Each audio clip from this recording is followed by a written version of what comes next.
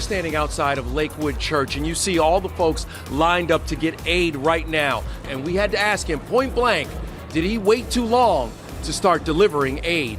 If you walk into Lakewood Church on a Sunday morning in 2026, you can sense something is different. The arena that used to overflow with 16,000 worshipers now has empty rows in the upper decks. The donation envelopes are coming back lighter. The television numbers are sliding for the first time in 2 decades. Joel Osteen is still smiling from the stage every weekend, but the people who fill those seats are starting to ask questions he cannot answer. The sanctuary that bled. On a Sunday afternoon in February of 2024, just minutes before the Spanish service was about to begin, a 36-year-old woman named Janess Yvonne Moreno parked a white Lincoln SUV at the west entrance of Lakewood Church. She was wearing a beige trench coat that hid an Anderson Manufacturing AR-15 rifle with a Palestine sticker stuck to the buttstock. In the back seat sat her 7-year-old son, a little boy named Samuel Moreno Carranza, and she pulled him out by the hand and walked him into the building. She pointed her rifle at an unarmed church greeter, and that greeter let her pass into the hallway just outside the main sanctuary. What happened next took only 4 minutes from start to finish.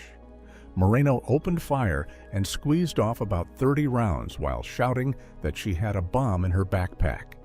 2 off-duty officers were inside the building that day, a Houston police officer and a Texas Alcoholic Beverage Commission agent named Adrian Herrera, and both of them returned fire and killed her on the spot. But in the chaos of those rounds being exchanged, Samuel was shot in the head and a 57-year-old volunteer was hit in the leg. Samuel was rushed to the Texas Children's Hospital in critical condition. Within 24 hours, surgeons performed 2 emergency operations.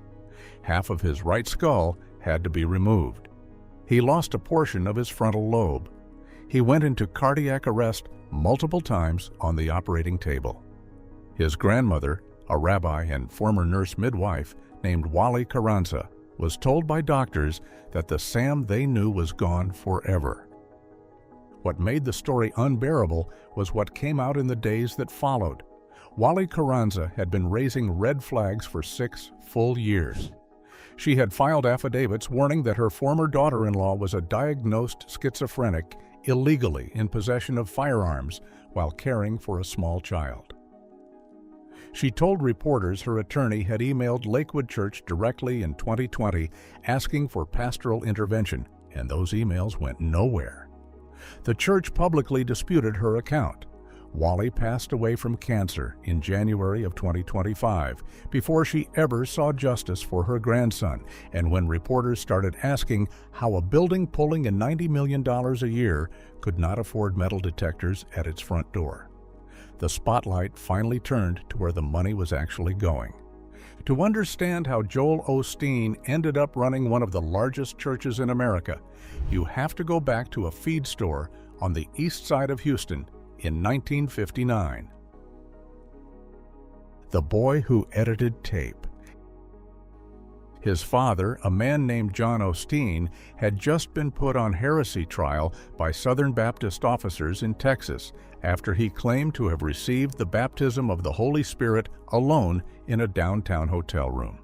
The trigger had been the birth of his daughter Lisa in 1958 with severe brain damage, an event that pushed the entire family toward charismatic Christianity and faith healing. Rather than fight the heresy charges, John walked away from the denomination entirely. He opened Lakewood Church in an abandoned feed store with 234 seats on Mother's Day of 1959. Only 90 people showed up to the first service. Joel was born 4 years later on the 5th of March in 1963, the 4th of John and Dodie Osteen's 5 children together. Joel grew up watching his father preach, but he himself was painfully shy and never wanted the pulpit. He graduated from Humble High School in 1981 and headed to Oral Roberts University in Tulsa to study radio and television communications, but he dropped out before completing even a single full year. In 1982, at just 19 years old, he moved back to Houston and took over the production side of his father's growing television ministry. For the next 17 years, he stood behind the camera. He produced, he edited, he directed, and he tracked which suits his father wore each Sunday, so the wardrobe would never repeat on broadcast. He has said openly in interviews that he has never attended a single seminary class. He learned theology, in his own words, by editing hundreds of his father's sermons. His father asked him repeatedly to take the stage, and Joel always refused. Then came January of 1999. On the 17th day of that month, Joel finally said yes and preached his first sermon. His father, who had been on dialysis for 3 months, listened to it from a hospital bed by phone. 6 days later, on the 23rd of January, Joel Osteen died of a heart attack at the age of 77. Joel later said that nurses stopped him in the hallway and told him they had never seen his father so proud. The first sermon Joel ever preached turned out to be the last one his father ever heard. He inherited a church of roughly 6,000 members and a man who had absolutely no preaching experience whatsoever. Many in the congregation doubted he could carry it. Within 5 years, he had grown weekly attendance to nearly 30,000, doubled the budget for television airtime, picked the most expensive time slots in major cities, and lined American highways with billboards bearing his face. The man who had spent 17 years hiding behind a camera had become the most televised preacher in America. The shy boy with no degree was now the most televised preacher in America, and his next move would shock the entire city of Houston. The Compaq Center coup. The boldest move of Joel's entire career came in 2003 when he set his eyes on the old Compaq Center in downtown Houston. This was not just any building. This was the former home of the Houston Rockets basketball team, a 16,000-seat sports arena. A Fort Worth real estate giant called Crescent Real Estate Equities had been fighting to demolish the building and turn it into office towers, and they sued the city to block the church from getting it. The city council ended up paying Crescent $33 million to settle the lawsuit before the lease could even be approved. Lakewood signed a 30-year lease and prepaid $11.8 million up front. But the renovation cost is what made jaws drop across the city. The church committed almost $95 million to gut the arena and rebuild it from scratch. The work took 15 full months. They added 5 floors, 2 cascading waterfalls that ran from the mezzanine down to the stage, a giant rotating golden globe, and 200,000 square feet of new construction that included broadcast studios and classrooms. On the 16th of July in 2005, the new Lakewood Church opened its doors. Texas Governor Rick Perry stood at the ribbon cutting and called it a place where the church taught people to love.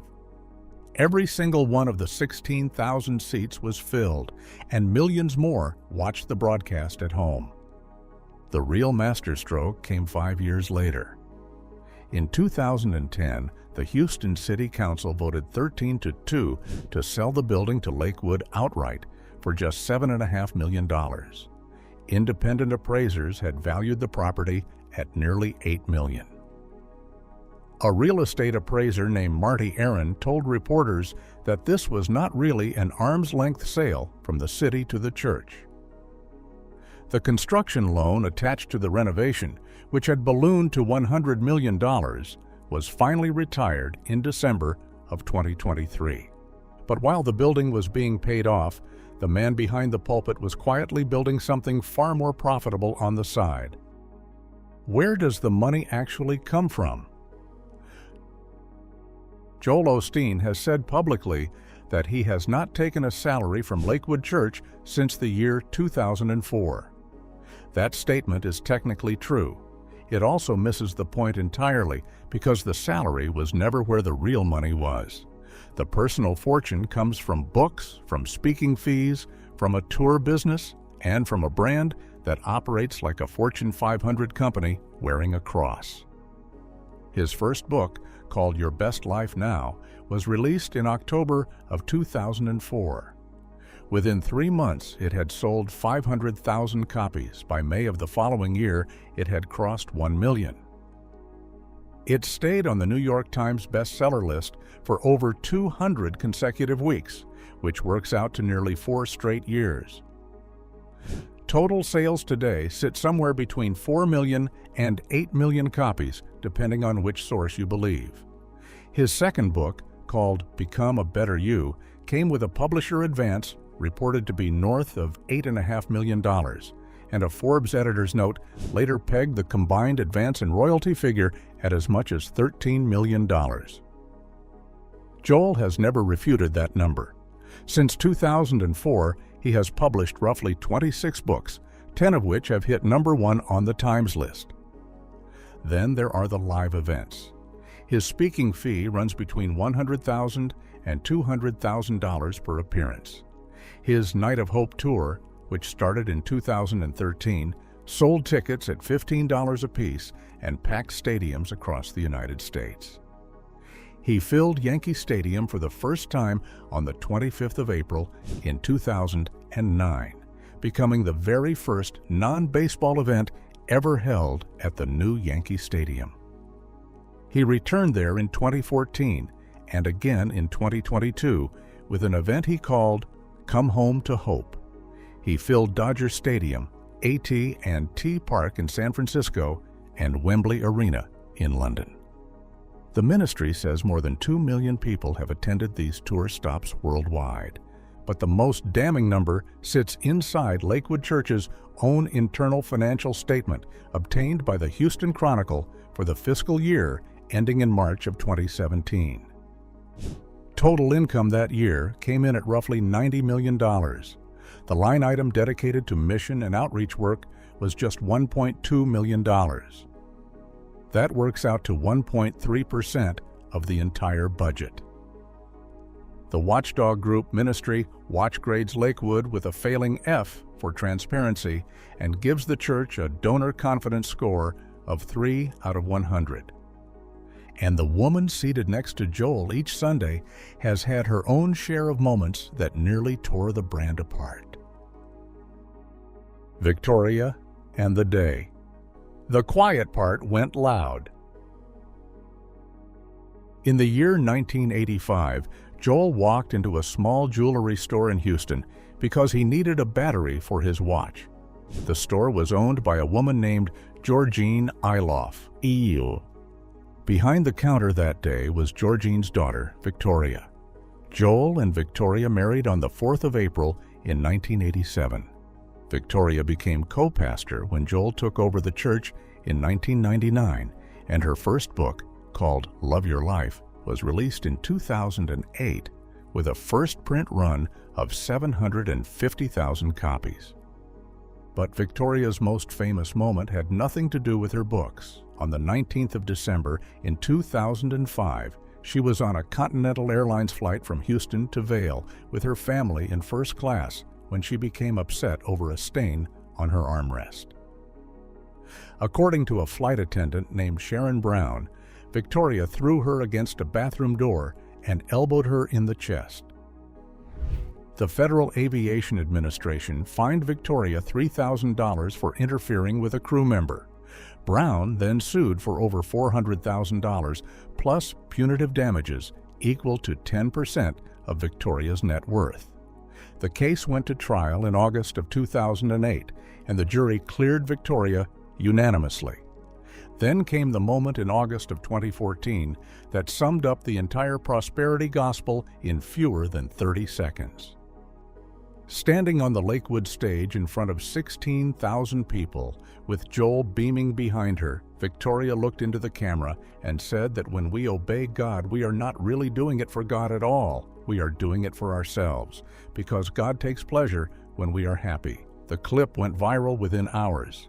Theologians called it the prosperity gospel, finally saying out loud what it had spent decades only implying. And what came next would expose a much darker pattern hiding behind every Lakewood scandal. the pattern of denial. There is a recurring pattern across 2 full decades of Lakewood controversies, and once you see it, you cannot unsee it. The pattern begins with denial, moves into partial admission, and ends with a tweet about ignoring critics. The first major example came in August of 2017 when Hurricane Harvey slammed into Houston. The streets turned into rivers. Thousands of families were stranded on rooftops. Lakewood Church, a building capable of sheltering 16,000 people, posted on Facebook that it was inaccessible due to severe flooding. A writer named Charles Clymer led the social media pushback, sharing photographs that showed the roads around the church were perfectly dry. The hashtag #OpenLakewoodChurch spread like wildfire. The church eventually opened as a shelter on the 29th of August, but the damage was already done. Compare that response to a Houston furniture store owner named Mattress Mac, who waded through 3 feet of floodwater inside his own home to throw open his gallery furniture stores as shelters within hours. The second example came on the morning of the 10th of March in 2014, when staff at Lakewood discovered someone had broken into the safe over the weekend and stolen roughly $600,000 in cash and checks. The case went unsolved for over 7 years. Then, in November of 2021, a plumber named Justin Cawley was working on a clogged toilet at the church when he removed a loose wall section and discovered roughly 500 envelopes of cash and checks dated to the exact weekend of the original theft. Houston police confirmed the recovered checks matched the missing weekend offerings. The third example arrived during the COVID pandemic. Lakewood Church accepted a $4.4 million Paycheck Protection Program loan, even though the church had a $90 million annual budget. After public backlash, the spokesman explained that the church had not initially applied for the loan, but as the shutdown stretched on, they finally did. The loan was repaid in 2021, but the brand had taken a hit it could not recover from, and now the deepest critics of all are speaking up. The theology that cannot carry the weight. The most thoughtful critique of Joel Osteen has never been about his money. It has been about his message. A theologian at Westminster Seminary named Michael Horton went on 60 Minutes in October of 2007 and called Osteen's preaching heresy. He argued that the message made religion about us instead of about God, treating the Bible as a collection of fortune cookies that could be claimed for health, wealth, and happiness. Horton coined the phrase cotton candy gospel to describe what he saw in Houston, sweet and easy, but with no actual nutritional value. John MacArthur, the longtime pastor of Grace Community Church in California, has been blunter. He has called Osteen a pagan religionist and a quasi-pantheist, and he has said that Jesus serves only as a footnote in Osteen's theology that satisfies critics while deceiving followers. Albert Mohler of the Southern Baptist Theological Seminary delivered the line that may stick longer than any other, that the biggest problem with prosperity theology is not that it promises too much, but that it promises far too little. Costi Hinn, the nephew of the famous televangelist Benny Hinn, walked away from his own family's empire and now writes that all roads paved by the prosperity gospel lead to hell. He maps the lineage clearly, from E.W. Kenyon to Kenneth Hagin to Kenneth Copeland to John Osteen and finally to Joel. The criticism is not just academic. In a famous appearance on Larry King Live in June of 2005, Joel was asked whether non-Christians would go to heaven, and he said the words, "I do not know," roughly 26 times in a single interview. He apologized publicly the following week on his website and admitted he had not been clear that a personal relationship with Jesus was the only way. But he has never returned to the topic with confidence. When Katie Couric asked him about theology in 2013, he answered that he was ordained by his church but did not have a seminary degree, that he would not consider himself a theologian, and that he did not debate Scripture. The Osteen empire stands today as a media operation wearing the clothes of a church, and the question is whether the people funding it will keep showing up. Drop your honest thoughts in the comments below and let us know if you think this man is preaching the gospel or selling it.